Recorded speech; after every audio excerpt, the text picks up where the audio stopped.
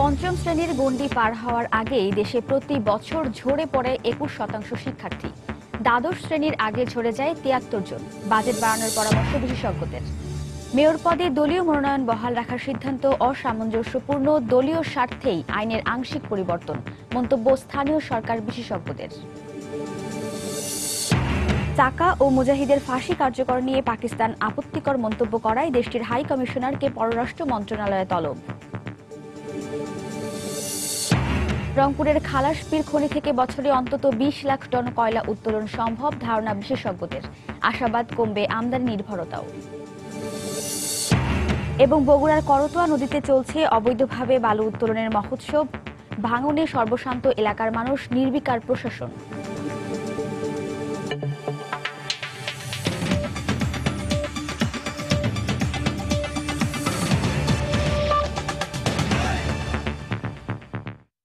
সময় সংবাদের সঙ্গে আছি আমি ওয়াহিদা স্বপ্না।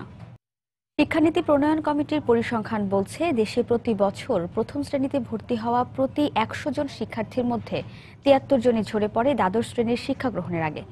আর এর মধ্যে ঝরে পড়ার হার সবচেয়ে বেশি লক্ষ্য করা যায় প্রাথমিক পর্যায়ে শিক্ষা গ্রহণের সময়। আশার কথা হলো, গত ৫ বছরের তুলনায় এখন সারা দেশে প্রাথমিক স্কুলগুলো থেকে ঝরে পড়া শিক্ষার্থীর সংখ্যা কমে এসেছে অর্ধেকে। বিশেষজ্ঞরা বলছেন, ঝরে পড়ার হার আরও কমাতে প্রয়োজন শিক্ষা খাতে বাজেট বাড়ানোর। শাফিজ জাহিদের রিপোর্ট। আমার বাবা মা আমার 5 পর্যন্ত অনেক কষ্ট করে পড়াইছে, আর পারতেছে না এরা খরচ দিয়ে পড়াইতে। কতটা কষ্টে চোখের পানি এভাবে ঝরে পড়ে সেটা হয়তো পাপিয়াই জানে। আমার অনেক ইচ্ছে আমি লেখাপড়া করব। লেখাপড়া করে মানুষের পাশে দাঁড়ানোর প্রত্যয় ছিল তার মধ্যে। ক্লাসের সবচেয়ে মেধাবী ছাত্রী হলেও তার পাশে দাঁড়ায়নি কেউ। ফলে প্রাথমিক পর্যায়ের শিক্ষা গ্রহণের আগেই ঝরে পড়তে হয়েছে তাকে।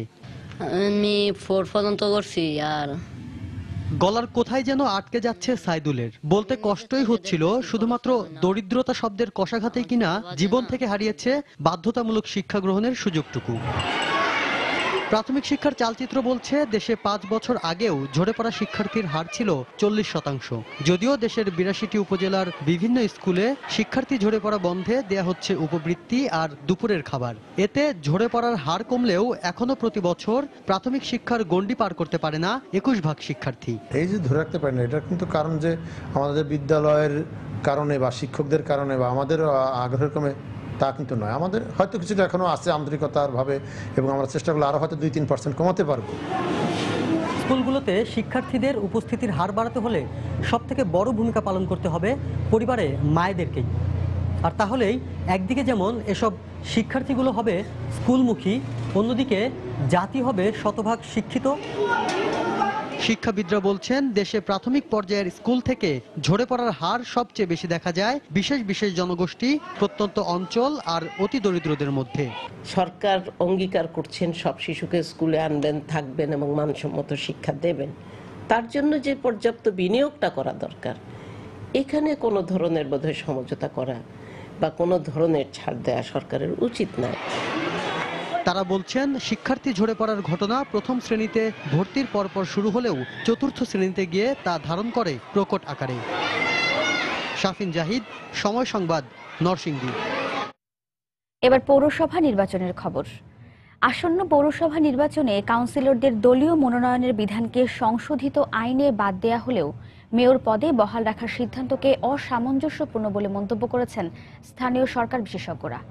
তাদের মতে, এই স্বল্প সময়ে কাউন্সিলর পর্যায়ে দলীয় মনোনয়ন দেওয়া সরকারের পক্ষে কঠিন হবে, বিধায় নিজেদের স্বার্থেই আইনে আংশিক পরিবর্তনের সিদ্ধান্ত নেওয়া হয়েছে। রামিম হাসানের রিপোর্ট। গত ২রা নভেম্বর স্থানীয় সরকার অধ্যাদেশ জারির ২ সপ্তাহের মাথায় তা রহিত করে আইনে সংশোধন করা হয়। প্রথমে স্থানীয় সরকার নির্বাচনের সকল পর্যায়ে দলীয় মনোনয়নের ভিত্তিতে অনুষ্ঠানের বিধান রেখে পরিবর্তিত আইন সংসদে প্রস্তাব করা হয়। পরবর্তীতে তা আবারও পরিবর্তন করে কাউন্সিলর ও অন্যান্য সদস্যদের মনোনয়ন নির্দলীয় রেখে বিলটি অধিকতর যাচাইয়ের জন্য সংশ্লিষ্ট মন্ত্রণালয় সম্পর্কিত সংসদীয় স্থায়ী কমিটিতে পাঠানো হয়। বিশ্লেষকরা বলছেন, জনগণের কোনো স্বার্থ ছাড়াই বিষয়টি নিয়ে সরকার জলঘোলা করছে। দলীয় একজন চেয়ারম্যান আবার নির্দলীয় মেম্বার, অত্যন্ত সংকীর্ণ কোনো হয়তো দলীয় উদ্দেশ্যে এটা করা। প্রথমে ভেবেছে যে পুরোটা করবে, এখন যদুর দেখলাম যে ম্যানেজ করতে পারবেন, অনেক বেশি চাপ হবে। এটা একটা জগা খিচুড়ি। পৌর নির্বাচন একটা, যদি আমরা খেলার সাথে তুলনা করি, তো এই নির্বাচনের মেয়রদের জন্য এক নিয়ম, তারপরে যারা কাউন্সিলর পদপ্রার্থী তাদের জন্য আরেক নিয়ম, এটা তো হইতে পারে না। আর নির্বাচন কমিশন বলছে স্থানীয় সরকার নির্বাচনের আইন কি হবে সেটা সরকারের এখতিয়ারে, তবে আসছে নিয়মে নির্বাচন পরিচালনায় কোনো সমস্যা হবে না। চেয়ারম্যান অথবা মেয়রের যে প্রতীকে আলাদা করে তৈরি করা হয় এবং আলাদা তাদের ব্যালট থাকে, এবং কাউন্সিলর অথবা মেম্বারদের ব্যালট আলাদা থাকে। আগের মতোই কাউন্সিলর এবং মেম্বারের ব্যালটগুলো থাকবে, খালি চেয়ারম্যান অথবা মেয়রের ব্যালটগুলো তাদের যে দলীয় প্রতীকে হবে, হয়তো নামও থাকতে পারে। ডিসেম্বরে পৌরসভা নির্বাচন করার বাধ্যবাধকতা থাকায় সংসদ বসার জন্য অপেক্ষা না করে এই আইন সংশোধন করে অধ্যাদেশ জারি করা হয় গত 2 নভেম্বর। 8 নভেম্বর সংসদের 8ম অধিবেশনের প্রথম দিন তা উপস্থাপন করা হয়। পরে 9 নভেম্বর স্থানীয় সরকার আইন 2015 এর খসড়ার নীতিগত ও চূড়ান্ত অনুমোদন দেওয়া হয়। রামিম হাসান, সময় সংবাদ, ঢাকা। এদিকে পৌর নির্বাচনকে কেন্দ্র করে বরিশাল অঞ্চলের পৌর এলাকাগুলো সরব হয়ে উঠেছে। ভোটারদের কাছে নিজেদের পরিচিতি করা আর মনোনয়ন পেতে কেন্দ্র তদবিরে ব্যস্ত আওয়ামী লীগের সম্ভাব্য প্রার্থীরা। বিএনপি নেতারা জানিয়েছেন কেন্দ্রীয় সিদ্ধান্তের অপেক্ষায় আছেন তারা। অপরদিকে সৎ ও যোগ্য প্রার্থীকে মনোনয়ন দিতে রাজনৈতিক দলগুলোর প্রতি দাবি জানিয়েছেন ভোটাররা। মাহমুদুর নবীর তোলা ছবিতে বিস্তারিত জানাচ্ছেন ফিরদাউস সোহাগ। সামনে পৌর নির্বাচন, মেয়র পদে আওয়ামী লীগের মনোনয়ন পেতে ইচ্ছুক সম্ভাব্য প্রার্থীরা মাঠে নেমে পড়েছেন। নিজেকে সম্ভাব্য প্রার্থী হিসেবে এলাকাবাসীর কাছে পরিচিত করতে বাড়ি বাড়ি দোয়া চাইছেন তারা। পাশাপাশি চলছে মনোনয়নের জন্য জোর লবিং ও তদবির। আমি সাধ্যমতো চেষ্টা করি তাদের কাজ করার জন্য। আশা করি দল যদি আমাকে নমিনেশন সাব্যস্ত করে, ইনশাল্লাহ আমি কামিয়াব হব। এলাকার মানুষের দাবির প্রেক্ষিতে মেয়র পদে আমি প্রতিনিধিত্ব করার জন্য ইচ্ছা প্রকাশ করছি। যদি তারা আমাকে দলীয়ভাবে মনোনয়ন দেন, তাহলে আমি তৃণমূল পর্যায়ের নেতাদের সাথে নিয়ে সার্বিকভাবে নির্বাচন সম্পন্ন করার চেষ্টা করব। আর বিএনপির নেতা জানালেন কেন্দ্রীয় সিদ্ধান্তের অপেক্ষায় আছেন তারা। দেশনেত্রী বেগম খালেদা জিয়া যদি সিদ্ধান্ত গ্রহণ করেন নির্বাচনে অংশগ্রহণ করার জন্য, আমরা সার্বিকভাবে প্রস্তুত রয়েছি নির্বাচনী যুদ্ধে অবতরণ করার জন্য। এদিকে রাজনৈতিক দলগুলোর প্রতি শত যোগ্য লোককে মেয়র পদে মনোনয়ন দেওয়ার দাবি জানিয়েছেন ভোটাররা। আর আঞ্চলিক নির্বাচন কর্মকর্তা জানালেন পৌর নির্বাচনের জন্য প্রস্তুত তারা। রাজনৈতিক দলগুলোর কাছে আমার অনুরোধ, মেয়র পদে সৎ, নির্ভীক এবং যোগ্য প্রার্থীকে মনোনয়ন দেওয়া হোক। যে কোনো দলের দিক, আমরা ভালো প্রার্থী চাই, যোগ্য প্রার্থী চাই। যারা রাস্তাঘাট সবকিছু উন্নতি করতে পারবে তাদেরকে আমরা মেয়র হিসেবে চাই। ভোট কেন্দ্র ব্যবহারের জন্য ভোটার তালিকা প্রস্তুতি শেষ পর্যায়ে। এছাড়া ভোট গ্রহণ কর্মকর্তাগণের প্যানেল প্রস্তুতকরণ সম্পন্ন হবে নির্বাচনের শিডিউল ঘোষণার পর। পৌর নির্বাচনের জন্য আমরা প্রস্তুত। বরিশাল বিভাগে পৌরসভা 25টি, এর মধ্যে 18টিতে নির্বাচন অনুষ্ঠিত হবার কথা। ফিরদাউস সোহাগ, সময় সংবাদ, বরিশাল। এদিকে স্থানীয় সরকার সিটি কর্পোরেশন সংশোধন বিল 2015, উপজেলা পরিষদ সংশোধন বিল 2015 ও ইউনিয়ন পরিষদ সংশোধন বিল 2015 সংসদে পাশ করা হয়েছে। গতকাল স্থানীয় সরকার, পল্লী উন্নয়ন ও সমবায় মন্ত্রী ইঞ্জিনিয়ার খন্দকার মোশাররফ হোসেন সংসদে বিল 3টি উত্থাপন করেন। সংসদ সদস্যরা আবারও বিলগুলোর সংশোধন প্রস্তাব ওঠান। সংশোধনী প্রস্তাবগুলো নাকচ করেন মন্ত্রী। পরে হা না ভোটে না জয়যুক্ত হয়। সিটি কর্পোরেশনের ওপর আনিত বিলটি পাশ হওয়ায় এখন থেকে সিটি কর্পোরেশন নির্বাচন দলীয় প্রতীকে হবে। দেখছেন সময় সংবাদ। একদিন দুদিন নয়, বেঁচে থাকো আজীবন, বেঁচে থাকো সোনামণি, বেঁচে থাকো জাদুমণি। আজ নয় কাল নয়, বেঁচে থাকো আজীবন, বেঁচে থাকো টুনটুনি, বেঁচে থাকো ঝুনঝুনি, বেঁচে থাকো সোনামণি। সবার সাথে আজীবন 1 পয়সা প্রতি সেকেন্ড। এবার তোমার ফোন বেঁচে থাকবে আজীবন। এয়ারটেল, দেশের সেরা স্মার্টফোন নেটওয়ার্ক। যুদ্ধাপরাধী সালাউদ্দিন কাদের ও মুজাহিদের ফাঁসির রায় কার্যকর নিয়ে পাকিস্তানের বিরূপ মন্তব্যের প্রেক্ষিতে দেশটির হাই কমিশনারকে তলব করেছে পররাষ্ট্র মন্ত্রণালয়। এ বিষয়ে ব্যাখ্যা নিয়ে আজ দুপুরে হাই কমিশনার সুজা আলমকে পররাষ্ট্র মন্ত্রণালয়ে আসতে বলা হয়েছে। শনিবার মধ্যরাতে বিএনপি নেতা সালাউদ্দিন কাদের ও জামায়াত নেতা মুজাহিদের ফাঁসির রায় কার্যকর হওয়ার পর উদ্বেগ প্রকাশ করে পাকিস্তান। দেশটির পররাষ্ট্র মন্ত্রণালয়ের দেয়া বিবৃতিতে বলা হয়, এই দুই নেতার ফাঁসির রায় দুর্ভাগ্যজনকভাবে কার্যকর করা হয়েছে। বিচার নিয়েও প্রশ্ন তোলে পাকিস্তান। এরপর গতকাল সন্ধ্যায় দেশটির হাই কমিশনারকে ডেকে পাঠায় বাংলাদেশের পররাষ্ট্র মন্ত্রণালয়। এর আগে জামায়াত নেতা কাদের মোল্লার রায় কার্যকর করার পরও পাকিস্তানের প্রতিক্রিয়ার প্রেক্ষিতে দেশটির হাই কমিশনারকে ডেকে সতর্ক করেছিল বাংলাদেশ।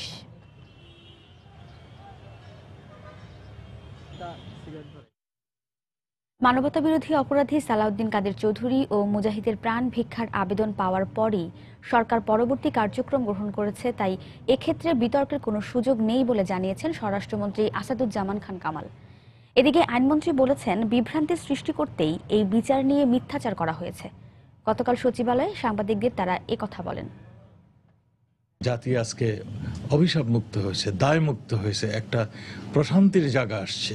প্রথম মুজাহিদি সাহেব যে অ্যাপ্লিকেশনটা দিল তার শিরোনামই ছিল আর্টিকেল 49 হিসাবে আবেদনটা মঞ্জুর করার জন্য। সালাউদ্দিন কাদের চৌধুরীর আবেদনটা ইংরেজিতে লেখা 49 অনুযায়ী তাকে কনসিডার করার জন্য। ক্ষমা চাইছে বলে আইনমন্ত্রী মহোদয় লিখেছেন মহামান্য রাষ্ট্রপতির কাছে যাওয়া দরকার। যদি কোনো আবেদন এর উপরে লেখা থাকে অনুচ্ছেদ 49 প্রসঙ্গে, তাহলে কি এইটা মাপ চাওয়ার দরখাস্ত হয় না?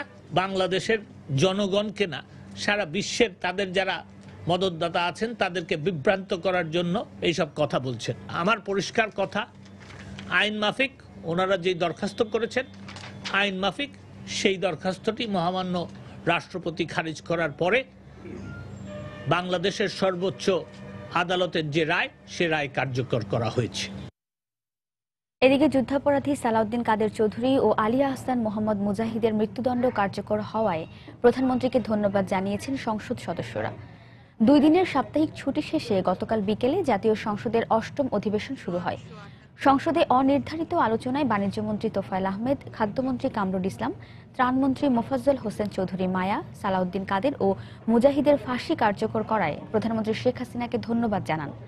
এ সময় কৃষিমন্ত্রী, তথ্যমন্ত্রী সহ বেশ কয়েকজন সংসদ সদস্য যুদ্ধাপরাধের বিচার বানচালের চেষ্টা করায় দেশি বিদেশি বিভিন্ন চক্রান্তের সমালোচনা করেন। সময় সংবাদে আরো থাকছে। প্যারিসের সন্ত্রাসী হামলায় জড়িতদের খোঁজে বেলজিয়ামে সাঁড়াশি অভিযান অব্যাহত। অন্তত 16 জন আটক, হামলাকারী তৃতীয় ব্যক্তির ছবি প্রকাশ।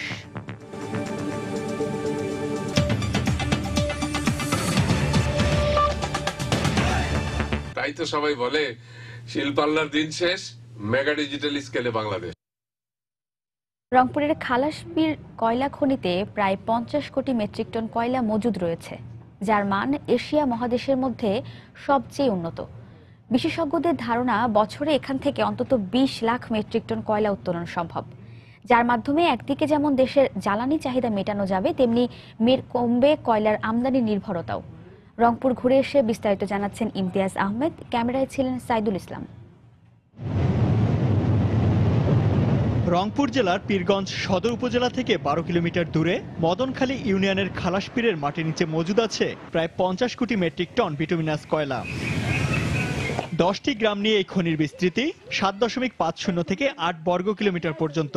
নিজ এলাকায় দেশের অন্যতম বৃহৎ এই খনি আবিষ্কৃত হওয়ায় এখান থেকে কয়লা উত্তোলন নিয়ে আগ্রহের শেষ নেই এই অঞ্চলের বাসিন্দাদের। সরকার যদি উত্তোলন করে তাহলে আমাদের এলাকা উন্নত হবে, দেশ উন্নত হবে। কিন্তু আমাদের দিকে যদি তারা সহানুভূতির দৃষ্টিতে তাকায়, তাহলে আমরা তাদেরকে সহযোগিতা করব। কিন্তু সকল পরীক্ষা নিরীক্ষা শেষে মাইনিং লিজের জন্য 9 বছর আগে 2006-এ আবেদন করা হলেও কয়লা নীতি চূড়ান্ত না হওয়ায় এখনো কোনো সিদ্ধান্ত হয়নি উন্নত মানের এই কয়লা উত্তোলন নিয়ে।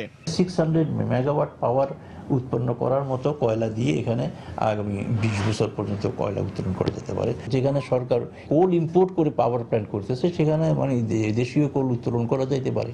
আমরা সরকারের কাছে এই ব্যাপারে পার্সিউ করতেছি। আমরা এর আগে দেশের বিভিন্ন কয়লা খনিতে ঘটে যাওয়া বিভিন্ন দুর্ঘটনা থেকে শিক্ষা নেয়া এবং সকল খনিজ সম্পদ উত্তোলন ও ব্যবহারের জন্য একটি জাতীয় সংস্থা গঠনের পরামর্শ এই অর্থনীতিবিদের। কোন পদ্ধতিতে তুললে কয়লাটা সম্পদ হিসেবে বিবেচিত হবে এবং সেটা দেশের জন্য লাভজনক হবে, সেইটার জন্য জাতীয় সংস্থা এবং দায়িত্বশীলতা সেগুলো করা দরকার। জাতীয় স্বার্থটা নিশ্চিত করা এবং সম্পদ যাতে শতভাগ দেশের কাজে লাগে সেটা নিশ্চিত করার মতো প্রতিষ্ঠান, নীতিমালা, আইন কানুন সেগুলো ঠিক করা।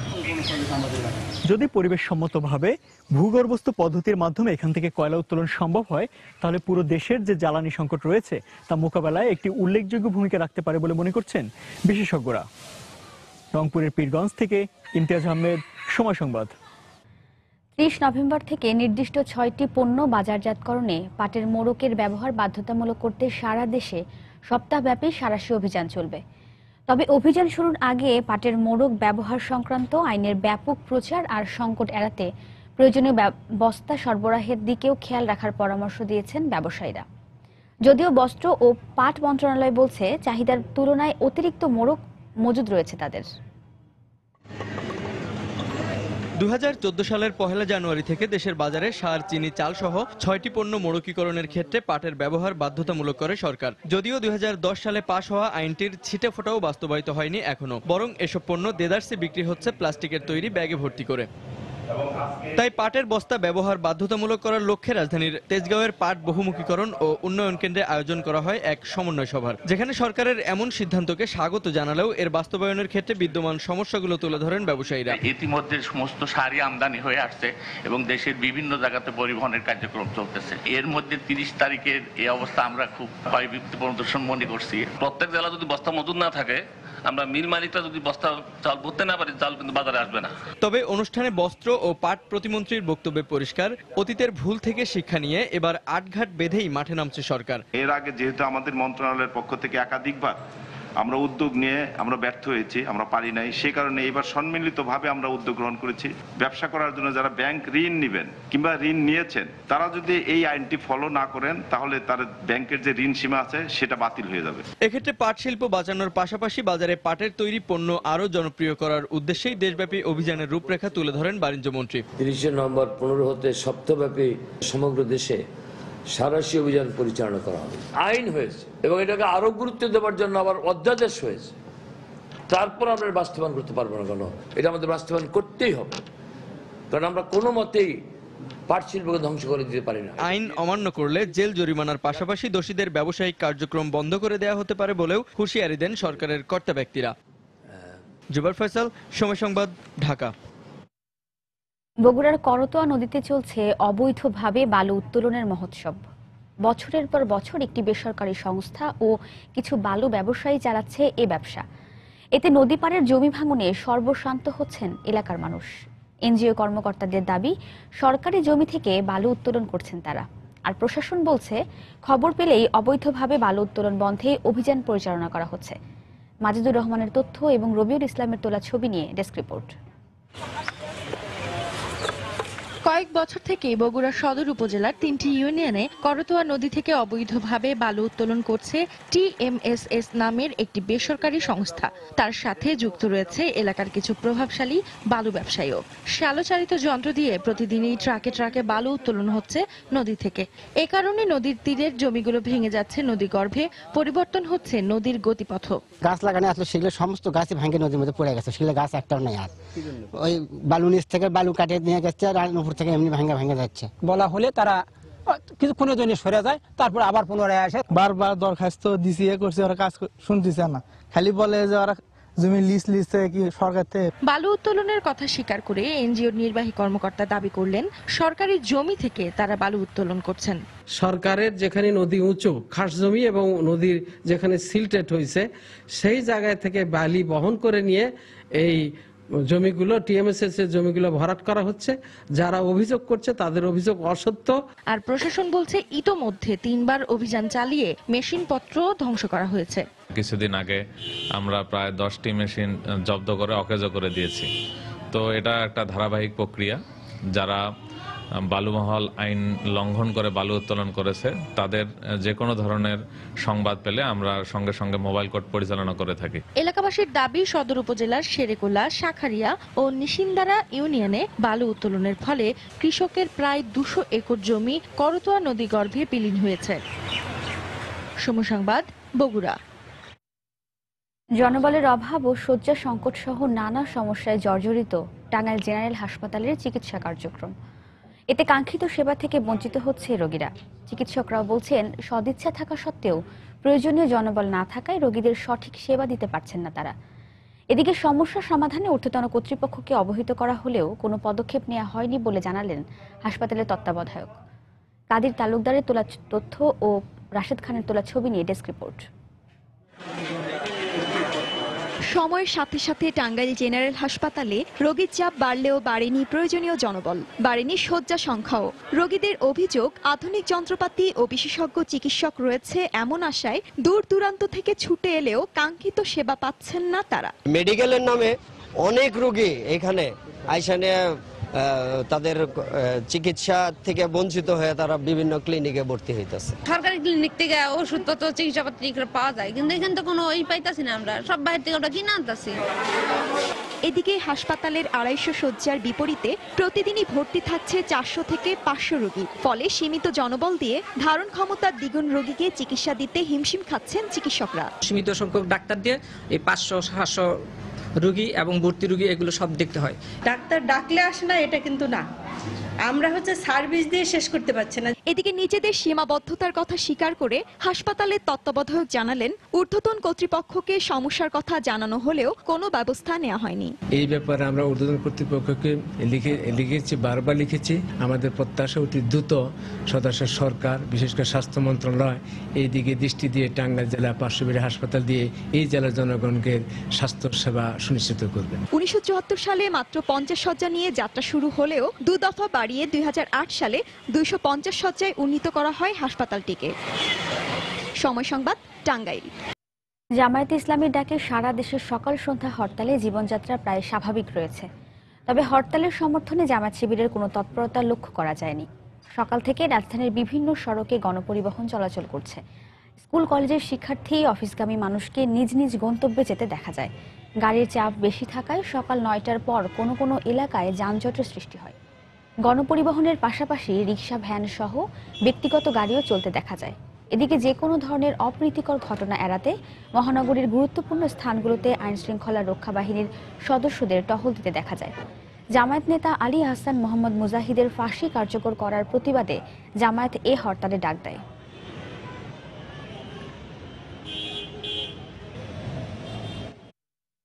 গাজীপুরে টঙ্গীর তুরাগ তীরে 5 দিন ব্যাপী জোর ইজতেমার 4র্থ দিন আজ।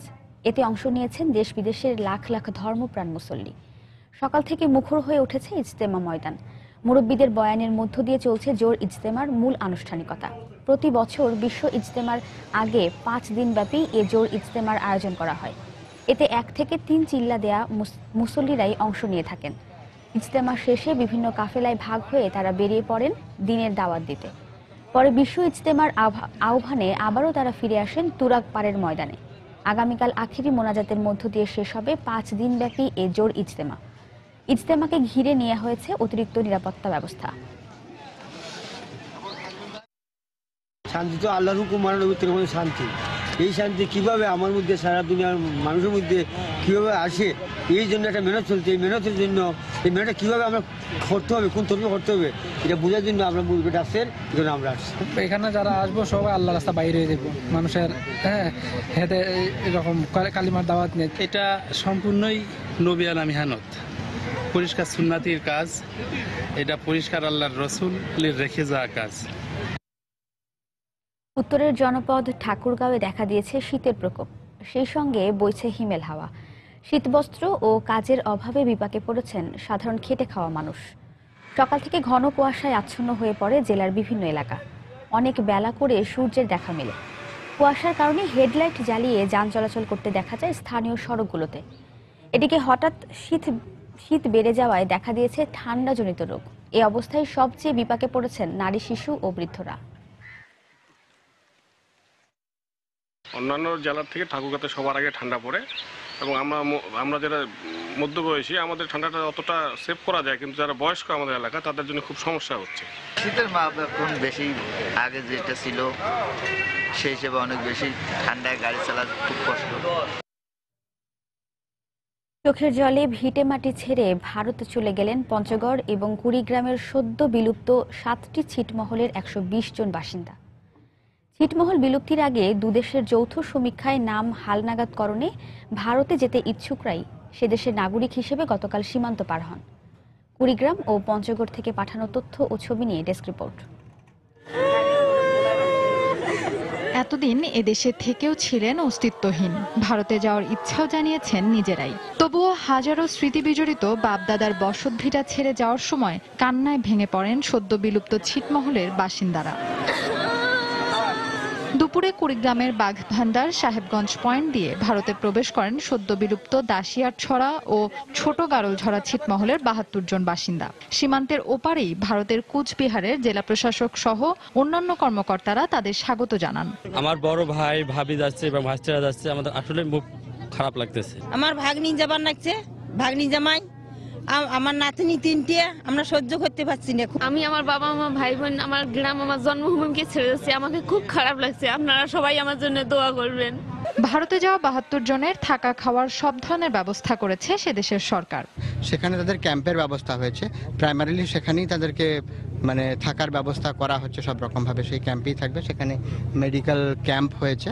এদিকে নীলফামারীর চিলহাটি হলদিবাড়ির সীমান্ত পথ দিয়ে প্রথম দফায় পঞ্চগড় সদর এবং বোদা উপজেলার সদ্য বিলুপ্ত ৫টি ছিটমহলের ৪৮ জন ভারতে গেছেন। নারী প্রধান জায়গা আমাদের ছেড়ে চলে যাচ্ছে, এই জন্য আমাদের প্রচন্ড কষ্ট লাগতেছে। এদিকার বন্ধু বান্ধব আত্মীয় স্বজন সবাইকে ছেড়ে যাচ্ছি, আজকে খুব কষ্ট লাগতেছে। গত ৩১ জুলাই রাত ১২টা ১ মিনিটে ১১১টি ছিটমহল বিলুপ্ত ঘোষণা করা হয়। ফাহমিদা মৌটুসী, সময় সংবাদ। শীতের শুরুতেই ভাপা পিঠা তৈরির ধুম পড়েছে রাজশাহীতে। শহরের অলিগলি থেকে শুরু করে প্রধান সড়কের পাশে চলছে ঐতিহ্যবাহী এ পিঠার বিকিকিনির উৎসব। পিঠার স্বাদে ক্রেতারা মন রাঙালেও এটি এখন নিম্ন আয়ের অনেক মানুষের আয়ের উৎস। আব্দুল সালামের তোলা ছবিতে বিস্তারিত জানাচ্ছেন সাইফুর রহমান রকি। কুয়াশা ঢাকা সকালে এমন গরম গরম ভাপা পিঠার মজাই আলাদা। একদিকে ভাপা পিঠার স্বাদ গ্রহণ, অন্যদিকে চুলার আগুন আর জলীয় বাষ্পের উত্তাপ যেন চাঙ্গা করে দেয় দেহ মন। রাজশাহী অঞ্চলের সর্বত্রই এখন এই পিঠা তৈরি ও বেচা কেনার ধুম পড়েছে। এটা জনপ্রিয়, সবার ভালো খাবার, পছন্দের খাবার এবং খুব সুস্বাদু ভালো জিনিস এবং সবাই খায়, খুব ভালো চলে এবং ছাত্রছাত্রী এবং বাড়ির লেগে বাচ্চাদের লেগে খুব পছন্দ। শীতকালে এই অঞ্চলের নিম্ন আয়ের অনেক মানুষই যুক্ত হন এই পিঠা তৈরির সাথে। এ সময় এই পেশাই হয়ে ওঠে তাদের জীবিকার অবলম্বন। সারাদিনে দেখা যাচ্ছে যে ৩০০ টাকার মতন থাকে, এই দিয়ে চলে এসেছে। ভাপা পিঠার যে আমাদের ঘ্রাণ বা ভাপা পিঠার যে স্বাদ, সেটা আমাদেরকে সবসময় টানে, যার কারণে যখনই এই শীত আসে তখনই আমরা কিন্তু ভাপা পিঠার জন্য উন্মুখ হয়ে থাকি। স্থানীয়ভাবে এই পিঠাকে বলা হয় ধুপি পিঠা। ইতিহাসবিদদের মতে এটি বাঙালির ইতিহাস ও ঐতিহ্যের পুরনো এক অনুষঙ্গ। বাঙালি সংস্কৃতিতে এই পিঠা পুলি বা এই যে ভাপা পিঠা এর কথাই বিশেষ করে বলি, যেটা অনেক কাল থেকে চলে আসছে। চালের আটা ও নারকেলের সাথে খেজুরের গুড় মিশিয়ে তৈরি হয় ঐতিহ্যবাহী এই ভাপা পিঠা। আকার ভেদে প্রতিটি পিঠা ৫ থেকে ১০ টাকায় বিক্রি হয়। সাইফুর রহমান রকি, সময় সংবাদ, রাজশাহী। দেশের বাইরের খবর। প্যারিসের সন্ত্রাসী হামলায় জড়িত সন্দেহে রোববার আরেকজনের ছবি প্রকাশ করেছে ফরাসি পুলিশ। ছবির ব্যক্তিটি স্ট্যাডে দি ফ্রান্স স্টেডিয়ামে আত্মঘাতী বোমা হামলায় নিহত তৃতীয় হামলাকারী বলে ধারণা পুলিশের। প্রত্যক্ষদর্শীদের বর্ণনা এবং বুধবার আটককৃত এক ব্যক্তিকে জিজ্ঞাসাবাদের প্রেক্ষিতে এই হামলাকারীকে চিহ্নিত করা হয়েছে বলে জানান তারা। এদিকে সিরিজ হামলার প্রধান সন্দেহভাজন সালাহ আবদে সালাম তার সহযোগীকে ধরতে সোমবারও সাঁড়াশি অভিযান অব্যাহত রেখেছে বেলজিয়াম পুলিশ। ইতোমধ্যে ১৬ জনকে আটক করা হয়েছে। এদিকে ব্রাসেলসের শিক্ষা প্রতিষ্ঠান, পাতাল রেল, বিপণী বিতান, কনসার্ট ও পূর্ব নির্ধারিত জমায়েত বন্ধ থাকার কারণে স্থবির হয়ে পড়েছে জনজীবন। সন্ত্রাসী হামলার আশঙ্কায় ব্রাসেলসের প্রাণকেন্দ্র গ্র্যান্ড প্লেস সহ গুরুত্বপূর্ণ সড়ক ও স্থাপনা, এমনকি বিমানবন্দর ও রেল স্টেশনের সামনে সেনা সদস্যদের কড়া অবস্থানে থাকতে দেখা যায়। প্যারিস হামলায় জড়িত কয়েকজন বেলজিয়ামের নাগরিক হওয়ায় তদন্ত অব্যাহত রাখার নির্দেশ দিয়েছে দেশটির সরকার।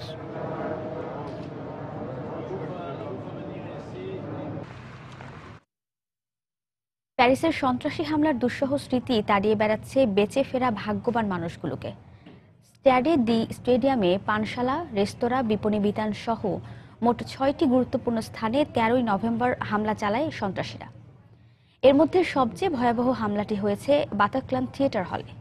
ইগলস অব ডেথ ব্র্যান্ডের মেটাল মিউজিকে যখন মাতোয়ারা থিয়েটার হলের শত শত মানুষ, সে সময় সন্ত্রাসীদের এলোপাতারি গুলিতে আনন্দের মহল মুহূর্তেই ত্রাসের চিত্ররূপ নেয়। বাতাক্লান হল থেকে বেঁচে ফেরা কয়েকজন এভাবেই গণমাধ্যমকে তাদের ভয়াবহ অভিজ্ঞতার কথা জানিয়েছেন। প্যারিসের বাতাক্লান হলে তখন চলছিল জনপ্রিয় মার্কিন মেটাল ব্যান্ড ইগলস অফ ডেথের কনসার্ট। কনসার্ট শুরুর 40-50 মিনিট পর হেভি মেটালের গম গম মিউজিক ছাপিয়ে AK-47 এর গুলির শব্দে প্রকম্পিত হয়ে ওঠে পুরো এলাকা।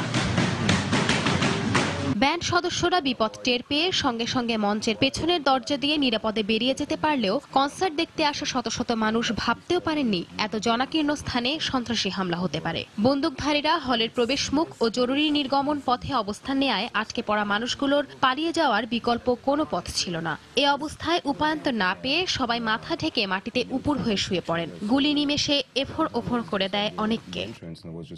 সন্ত্রাসীরা যখন এলোপাতাড়ি গুলি চালাচ্ছিল তখন সেখানে উপস্থিত ছিলেন সংবাদ উপস্থাপক পিয়েরে নাশজাক। মঞ্চের পেছনে আশ্রয় নেওয়ার ফলে তিনি বেঁচে গেলেও হিমশীতল আতঙ্কের চিত্র স্পষ্ট তার চেহারায় কণ্ঠে। সম্প্রতি রাশিয়ান গণমাধ্যম আরটিকে দেয়া এক সাক্ষাৎকারে তিনি বলে ওঠেন তার বিভীষিকাময় অভিজ্ঞতার কথা। গুলির শব্দ পেয়ে মনে হয়েছিল এটা মিউজিকের কোনো অংশ। পরে যখন বুঝতে পারলাম তখন দ্রুত মঞ্চের পেছনে চলে যাই। আমার বোন বন্ধুরা কোথায় কিছুই জানতাম না। সন্ত্রাসীরা চিৎকার করে বলছিল ইরাক সিরিয়ায় হামলার জবাব দিতেই তারা এসেছে, অথচ তারা নিজ দেশে নিজের ভাইদের মারছে, নির্দোষ মানুষদের মারছে। এটা তো জেহাদ হতে পারে না। বাতাক্লান হল থেকে বেঁচে ফেরা আরেক সাংবাদিক জুলিয়ান পিয়ার্স নির্মম সেই হত্যাযজ্ঞের বর্ণনা দিতে গিয়ে বলেন, দুজন সন্ত্রাসী এমনভাবে গুলিবর্ষণ করছিল যেন পাখি শিকার করছে। বন্দুকধারীরা কালো পোশাক পরলেও কোনো মুখোশ ছিল না। চেহারা দেখে ধারণা করা যায় তাদের বয়স 20-25 বছরের বেশি নয়। মনে হচ্ছিল চোখের সামনে নরক দেখছি। সন্ত্রাসীরা বন্দুকে যখন গুলি ফুটছিল সেই সুযোগে আমি মঞ্চের পেছনে চলে আসি, কারণ এখানে শিল্পীদের ঢোকা আর বের হওয়ার আলাদা একটা পথ থাকার কথা। আমি সেটাই খুঁজছিলাম।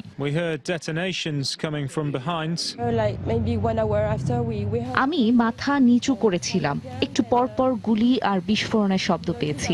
মৃত্যু আমার চোখের সামনে ছিল। ছোট অবুঝ এই শিশুটিও সেদিন ছিল কনসার্ট এলাকায়। ভাগ্যক্রমে বেঁচে ফিরলেও মানুষ সম্পর্কে এক বিরূপ অভিজ্ঞতার কথা সাংবাদিকদের জানায় সে।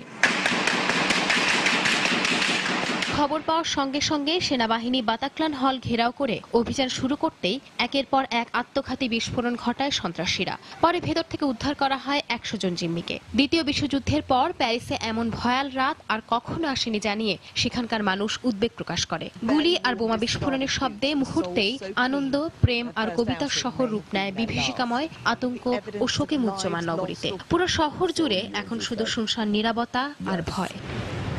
সঞ্জনা চৌধুরী, সময় সংবাদ। সিরিয়ায় রুশ বিমান হামলায় এ পর্যন্ত 4 শতাধিক বেসামরিক নাগরিক নিহত হয়েছেন বলে জানিয়েছে মানবাধিকার পর্যবেক্ষণ সংস্থাগুলো। সেই সঙ্গে আইএস এবং বিদ্রোহীদের দমনে দেশটির বিভিন্ন অঞ্চলে চালানো এসব বিমান হামলায় বেসামরিক নাগরিক নিহতের সংখ্যা প্রতিদিনই বাড়ছে বলেও জানায় তারা। আর এই সংখ্যা গত সেপ্টেম্বরে রুশ বিমান হামলার শুরুর পর থেকে আরও বেড়েছে বলে জানায় সংস্থাগুলো। হঠাৎ একটা বিকট শব্দ শুনতে পাই আমি। একটু পর দেখলাম আকাশ থেকে ফেলা বোমাটি আমাদের বাড়ির উপর আঘাত এনেছে। কোনো মতে ঘর থেকে বের হতে পেরেছিলাম আমরা। আলেপ্পোর এই শিশুটির কথাতে স্পষ্ট, এক একটি বিমান হামলার পর কতটা ভয়াবহ অভিজ্ঞতার সম্মুখীন হন এখানকার সাধারণ মানুষ। জঙ্গিদের অবস্থান লক্ষ্য করে এসব বিমান হামলা চালানো হলেও মুহূর্তেই তা কিভাবে সাধারণ মানুষের জীবনকে তছনছ করে ফেলে। যুক্তরাজ্য ভিত্তিক মানবাধিকার সংস্থা Syrian observatory for human rights এর হিসাব মতে সিরিয়ায় গত সেপ্টেম্বরে শুরু হওয়া রুশ বিমান হামলায় এ পর্যন্ত নিহত হয়েছেন 4 শতাধিক বেসামরিক নাগরিক। এদের মধ্যে অন্তত 100 শিশু রয়েছে বলেও জানায় সংস্থাটি। অপরদিকে মানবাধিকার সংস্থা Syrian network for human rights এর মতে এই সংখ্যা আরো বেশি। তাদের মতে রুশ বিমান হামলায় বেসামরিক নাগরিক নিহতের সংখ্যা 5 শতাধিক। তবে সংস্থা দুটির হিসেবে যতই অমিল থাকুক না কেন, একটি বিষয়ে সবাই নিশ্চিত, আর তা হলো এসব বিমান হামলায় প্রায় প্রতিদিনই বাড়ছে বেসামরিক নাগরিক নিহতের সংখ্যা। রাশিয়া, ইরান, অন্যান্য পশ্চিমা দেশগুলোর যৌথ বিমান হামলা এখানকার প্রায় সবকিছুকেই ধ্বংস করে দিচ্ছে। প্রতিদিনই সাধারণ মানুষকে প্রাণ দিতে হচ্ছে। হামলার ভয়াবহতা এতটাই বেশি যে এক একটি হামলার পর উদ্ধার কাজ পরিচালনা করা প্রায় অসম্ভব। আইএস দমনে গত সেপ্টেম্বরে প্রথমবারের মতো সিরিয়ায় বিমান হামলা শুরু করে রাশিয়া। সম্প্রতি রুশ প্রেসিডেন্ট ভ্লাদিমির পুতিনের বিমান হামলা আরো জোরদারের ঘোষণার পর বর্তমানে অন্তত 70টি যুদ্ধ বিমানের সহায়তায় সিরিয়ার বিভিন্ন অঞ্চলে আইএস এর অবস্থান লক্ষ্য করে প্রতিদিন অন্তত 100 দফা বিমান হামলা চালিয়ে আসছে রাশিয়া। যদিও যুক্তরাষ্ট্র সহ পশ্চিমা দেশগুলোর অভিযোগ, এসব হামলার বেশিরভাগই চালানো হচ্ছে আসাদ বিরোধী বিদ্রোহীদের অবস্থান লক্ষ্য করে। আর লক্ষ্য না হয়েও প্রতিদিনই প্রাণ দিতে হচ্ছে সিরিয়ার সাধারণ মানুষকে। অন্যয় কর্মকার, সময় সংবাদ। সিরীয় ও ইরাকি শরণার্থীদের যুক্তরাষ্ট্রে আশ্রয়ে প্রত্যেককে এফবিআই ও ন্যাশনাল ইন্টেলিজেন্স এর পরিচালক এবং হোমল্যান্ড সিকিউরিটি মন্ত্রীর ছাড়পত্রের বিধি বাধ্যবাধকতায় শুক্রবার নতুন বিল পাশ করেছে মার্কিন কংগ্রেস। এখন থেকে পূর্ব অনুমতি ছাড়া যুক্তরাষ্ট্রে শরণার্থী প্রবেশে নিষেধাজ্ঞা আরোপ করা হয়েছে। এদিকে প্রেসিডেন্ট ওবামার ভেটো ক্ষমতা খর্ব করতে প্রয়োজন 2/3 ভোটেই পাশ হয়েছে বিলটি। আগামী 1 জানুয়ারি 2016 থেকে কার্যকর হবে এ সিদ্ধান্ত। আমাদের নিউ ইয়র্ক প্রতিনিধি শিহাবুদ্দিন কিসলুর পাঠানো তথ্য ও ছবি নিয়ে ডেস্ক রিপোর্ট। মার্কিন কংগ্রেসে 289-137 ভোটে পরাজিত হয়েছে 10,000 সিরীয় ও ইরাকি শরণার্থীর ভাগ্য। প্যারিসে বোমা হামলায় 129 জন নিহত হবার প্রেক্ষাপটে এই বিল উত্থাপন করেন প্রতিনিধি পরিষদের রিপাবলিকান সদস্যরা। নতুন এই আইনের প্রধান বিশেষত্ব হল শরণার্থীদের এখন থেকে যুক্তরাষ্ট্রে প্রবেশাধিকার পেতে হলে নিরাপত্তার জন্য হুমকি নয়, এই মর্মে এফবিআই, ন্যাশনাল ইন্টেলিজেন্স এবং হোমল্যান্ড সিকিউরিটির শীর্ষ কর্মকর্তাদের ছাড়পত্র নিতে হবে। মার্কিন সরকার সবসময় নিরপরাধ শরণার্থীদের আশ্রয় দিয়ে থাকে। যারা যুদ্ধ আর সংঘাত থেকে পালাতে চায় আমরা তাদের সাদরে আশ্রয় দিয়ে থাকি, কিন্তু সন্ত্রাসীদের ব্যাপারে আমরা সবসময় কঠোর। শুধুমাত্র সিরীয় কিংবা ইরাকি শরণার্থী নয়, সব ধরনের শরণার্থীর ক্ষেত্রেই এই আইন কার্যকর করা হবে। যাচাই বাছাই ছাড়া যুক্তরাষ্ট্রে প্রবেশের সুযোগ রহিত হওয়ার কথা বৃহস্পতিবার সংবাদ সম্মেলনে জানিয়েছেন দেশটির সিনিয়র উপসহকারী পররাষ্ট্রমন্ত্রী সাইমন হেইনসো। যুক্তরাষ্ট্রের নাগরিকদের নিরাপত্তায় আমাদের সবার আগে দেখতে হবে। আমাদের জাতীয় নিরাপত্তার কথা মাথায় রেখেই এসব সিদ্ধান্ত নেওয়া হয়েছে। বিলটি এখন অনুমোদনের জন্য সিনেটে উত্থাপন করা হবে, আর সিনেট রিপাবলিকান নিয়ন্ত্রিত হওয়ায় নিশ্চিতভাবেই বলা যায় তা অনুমোদন পাবে। সময় সংবাদ, new York. Bangladesh premier league BPL প্রসঙ্গ। এবারের বিপিএল এর শুরুটা জয় দিয়ে শুরু করতে চায় বরিশাল বুলস। অপরদিকে রুবেলের পর আব্দুর রাজ্জাকের ইনজুরির কারণে সিলেটের তাঁবুতে পড়েছে চিন্তার ভাঁজ। আজ দিনের প্রথম ম্যাচে দুপুর 2টায় চিটাগাং ভাইকিংসের মুখোমুখি হবে সিলেট সুপারস্টার্স। দিনের দ্বিতীয় ম্যাচে সন্ধ্যা 6:45টায় রংপুর রাইডার্সের বিপক্ষে খেলবে বরিশাল বুলস। চিটাগাং ভাইকিংসের বিপিএল এর শুরুটা খুব একটা ভালো না হলেও তামিম ইকবালের দলের বিপক্ষে মাঠে নামার আগে স্বস্তিতে নেই সিলেট সুপারস্টার্সও। রুবেলের পর হ্যামস্ট্রিং ইনজুরি এক সপ্তাহের জন্য মাঠের বাইরে নিয়ে গেছে বাঁহাতি স্পিনার আব্দুর রাজ্জাককে। রুবেল ফিরবেন এ মাসের শেষে। তবে রাজ্জাকের ইনজুরির কারণে বেশ বিপাকে পড়েছে সিলেট, তাই পরিকল্পনাতেও আসছে পরিবর্তন। না, একটা তো টিম কম্বিনেশন ছিল, রুবেল ইনজুর্ড হওয়ার পর একটা টিম কম্বিনেশন তৈরি করছিলাম। আবার কালকে রাজ্জাক ইনজুর্ড হওয়াতে এখন একটু কম্বিনেশনের প্রবলেম ছিল, তারপরে আমরা চেষ্টা করছি যে এটা পুষিয়ে নিতে। আমরা যে প্ল্যান করলে যে 100% কারেক্ট হবে তা তো হবে না। তো আমরা আসলে 2টা ইনজুরির জন্য তৈরি ছিলাম না, একটা ইনজুরি আমরা মাইনার নিচ্ছি, কিন্তু সেকেন্ড রাজ্জাকের ইনজুরিটা আমাদের অনেক প্ল্যান, অনেক কিছু আমাদের চেঞ্জ করতে হচ্ছে। তো আমরা এগুলো সব অ্যাডজাস্ট করে নিব। ইনজুরি সমস্যা থাকলেও দলের দেশি বিদেশি ক্রিকেটারদের উপর আস্থা রাখছেন দলের কোচ, তাই বিপিএল এর শুরুটা জয় দিয়েই করতে চায় তারা। বাড়তি কোনো প্রেশার নেই, কারো যার যার দায়িত্ব সে পালন করবে। আস্থা আছে এবং আমরা ওই জিনিসটা রিকভার করার চেষ্টা করতেছি এখন। এদিকে হার্ড হিটার ক্রিস গেইল এখনো যোগ দেয়নি বরিশালে। তবে সাব্বির মাহমুদুল্লাহ আলামিনের মতো স্থানীয় ক্রিকেটারদের পাশাপাশি টেইলর সামিদের মতো বিদেশিরা আছেন তাদের দলে। তবে প্রথম ম্যাচে চিটাগাংয়ের বিপক্ষে দুর্দান্ত জয় পাওয়া সাকিবের রংপুরের আত্মবিশ্বাসের কমতি নেই। তবে বরিশালের ক্রিকেটাররা ফর্মে থাকায় মাঠে নামার আগে জয়ের প্রত্যয় ব্যক্ত করলেন বরিশালের শাহরিয়ার নাফিস। অবশ্যই জিতে শুরু করতে চাই। টি20তে আসলে ভাই বলে কয়ে পারফর্ম করা যায় না, বা খুবই টাফ একটা গেম। তো চেষ্টা করবো ভালো স্টার্ট করতে, কারণ ভালো স্টার্ট একটা মোমেন্টাম দিবে। কোনো টিমে ওরকম গেম চেঞ্জার, একা গেম চেঞ্জার প্লেয়ার নাই তো সব। এবং আমি দৃঢ়ভাবে বিশ্বাস করি এই বছরের বিপিএলটা সম্পূর্ণভাবে লোকাল প্লেয়ারদের পারফরমেন্সের উপর ডিপেন্ড করবে। তো এটা বাংলাদেশ ক্রিকেটের জন্য একটা ভালো দিক। সবশেষ জাতীয় লিগে দারুণ পারফর্ম করেছেন শাহরিয়ার নাফিস। তবে ফরম্যাটে পরিবর্তন আসলেও বিপিএলেও সেই ধারাবাহিকতা বজায় রাখতে চান নাফিস। মাহফুজুল ইসলাম, সময় সংবাদ, ঢাকা। এদিকে বিপিএল এর প্রথম ম্যাচের দিনে ছিল বিশৃঙ্খলা, অনিয়ম ও টিকিট কালোবাজারিদের দৌরাত্ম্য। ঢাকা ডায়নামাইটসদের ম্যাচের আগে ফ্র্যাঞ্চাইজিটির সাথে সম্পৃক্ত থাকা বিসিবির কর্তা ব্যক্তিদের প্রভাবে স্টেডিয়ামের প্রধান গেট খুলে দেয়ায় টিকিট ছাড়াই প্রায় কয়েকশো দর্শক স্টেডিয়ামে প্রবেশ করে।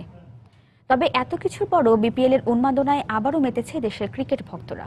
পছন্দের দলকে সমর্থন দিতে দলের জার্সি, ব্যানার নিয়ে ভক্তরা হাজির হয়েছিলেন গ্যালারি মাতাতে। ঢাকা ডায়নামাইটসের খেলা শুরু হবার আগের দৃশ্য এটি। ওপরের কর্তাদের নির্দেশে হঠাৎ করেই খুলে দেওয়া হলো বাংলাদেশ ক্রিকেট বোর্ডের মূল ফটক। বিসিবির নিরাপত্তারক্ষীরা সেখানে শুধু নামেই উপস্থিত ছিলেন, কাউকেই দেখা গেল না এই দর্শকদের স্টেডিয়ামে ঢুকতে বাধা দিতে। অবশ্যের কিছুক্ষণ আগেই এই সমর্থকরাই বিপিএল ফ্রাঞ্চাইজি ঢাকা ডায়নামাইটসের পক্ষে মোটরসাইকেল শোভাযাত্রা করেছিল। আর ঢাকা ডায়নামাইটসের সঙ্গে যে বিসিবির শীর্ষকর্তা থেকে শুরু করে বেশ কজন পরিচালকও যুক্ত আছেন তা তো ক্রিকেট ভক্তদের আর অজানা নয়। আর এতেই খেলা শুরুর আগেই স্টেডিয়ামের বেশ কিছু গ্যালারি ভরে যায় টিকিট ছাড়া ঢাকা ডায়নামাইটসের এসব ভক্তদের নিয়ে। তবে প্রায় 3.25 বছর পর শুরু হওয়া বিপিএল এর প্রথম দিনে ঠিকই সমর্থকরা হাজির হয়েছিলেন পছন্দের দলকে সমর্থন দিতে। সবার প্রত্যাশা ছিল নিজ দলের ম্যাচ জয় সাক্ষী হওয়ার। চিটাগাং ভাইকিংস চ্যাম্পিয়ন হোক এই প্রত্যাশা করছি। We are very happy to get Shakib, ইনশাআল্লাহ রংপুর এবার জিতবে। ঢাকার অ্যাকচুয়ালি অনেক ভালো পারফরম্যান্স দরকার। আপনি যদি কম্পেয়ার করেন যে কুমিল্লার টিম কিন্তু ঢাকার তুলনায় অনেক স্ট্রং। অবশ্যই ঢাকা অনেক ভালো টিম, সাঙ্গাকারে যেহেতু অনেক ভালো লিড দিবে, সবগুলো প্লেয়ার ভালো আছে এবং আমাদের মাস্টারবি যেহেতু জাতীয় দলের ক্যাপ্টেন রয়েছে, আমাদের কুমিল্লা ভালো খেলবে এবং জয় নিয়ে আসবে। অনেকদিন যাবত প্রতীক্ষায় ছিলাম যে এরকম একটা এন্টারটেইনমেন্ট আবার শুরু হোক, মানুষের এক্সপেকটেশনটা যেন তারা পূরণ করতে পারে, এটা আমাদের কাম্য। ম্যাচ শেষে পরাজিত দলের সমর্থকরা কষ্ট পেলেও হতাশায় ডোবেননি। পরের ম্যাচে এই জয়ের ধারায় ফিরবে বলে আশা তাদের। অন্যদিকে জয়ী দলের ভক্তদের প্রত্যাশা এমন জয়ের ধারা অব্যাহত রেখে শিরোপা ঘরে তুলবে পছন্দের দলটি। আমরা চেষ্টা করেছি যে জেতার জন্য, কিন্তু দুর্ভাগ্যবশত আমরা লাস্টে ম্যাচটা হেরে গেছি। আরছে সমস্যা নেই, নেক্সট ম্যাচ আমরা অনেক ভালো করব। এই খেলা দেখলেই বোঝা যায় রংপুর আগামী খেলা আরো ভালো খেলবে এবং কাপটা আমরাই পাবো ইনশাআল্লাহ। রংপুর ভালো খেলছে, আজকে অনেক ভালো খেলছে, আগামীতে আরো ভালো খেলবে এটা আমরা প্রত্যাশা করি। অনাকাঙ্ক্ষিত কোনো বিরতি না দিয়ে অব্যাহত থাকবে বিপিএল এর জমজমাটি ক্রিকেট আসর, এমনটাই প্রত্যাশা ভক্তদের। নিয়ামতুল্লাহ বাবু, সময় সংবাদ, ঢাকা। এ পর্যায়ে শীর্ষ সংবাদ জানিয়ে দিচ্ছি আরেকবার। পঞ্চম শ্রেণীর গণ্ডি পার হওয়ার আগেই দেশে প্রতি বছর ঝরে পড়ে 21% শিক্ষার্থী। দ্বাদশ শ্রেণীর আগে ঝরে যায় 73 জন। বাজেট বাড়ানোর পরামর্শ বিশেষজ্ঞদের। মেয়র পদে দলীয় মনোনয়ন বহাল রাখার সিদ্ধান্ত অসামঞ্জস্যপূর্ণ। দলীয় স্বার্থেই আইনের আংশিক পরিবর্তন, মন্তব্য স্থানীয় সরকার বিশেষজ্ঞদের। টাকা ও মুজাহিদের ফাঁসি কার্যকর নিয়ে পাকিস্তান আপত্তিকর মন্তব্য করায় দেশটির হাই কমিশনারকে পররাষ্ট্র মন্ত্রণালয়ে তলব। রংপুরের খালাসপীর খনি থেকে বছরে অন্তত 20 লাখ টন কয়লা উত্তোলন সম্ভব ধারণা বিশেষজ্ঞদের। আশাবাদ কমবে আমদানি নির্ভরতাও। এবং বগুড়ার করতোয়া নদীতে চলছে অবৈধভাবে বালু উত্তোলনের মহোৎসব। ভাঙনের সর্বশান্ত এলাকার মানুষ, নির্বিকার প্রশাসন। এই ছিল এখনকার মতো। যে কোনো খবর পেতে ভিজিট করুন সময়নিউজ.tv। যে কোনো বাংলা লিংক, রবি ও সিটিসেল নম্বর থেকে সময় সংবাদের খবর, অনুষ্ঠান সম্পর্কে জানতে এবং যে কোনো তথ্য সময় সংবাদকে জানাতে ডায়াল করুন 16242 নম্বরে। এছাড়া এইমাত্র পাওয়া খবর আপনার মোবাইলে পেতে SMS কোড *SL লিখে পাঠিয়ে দিন 16242 নম্বরে। সঙ্গে থাকুন সময়ের।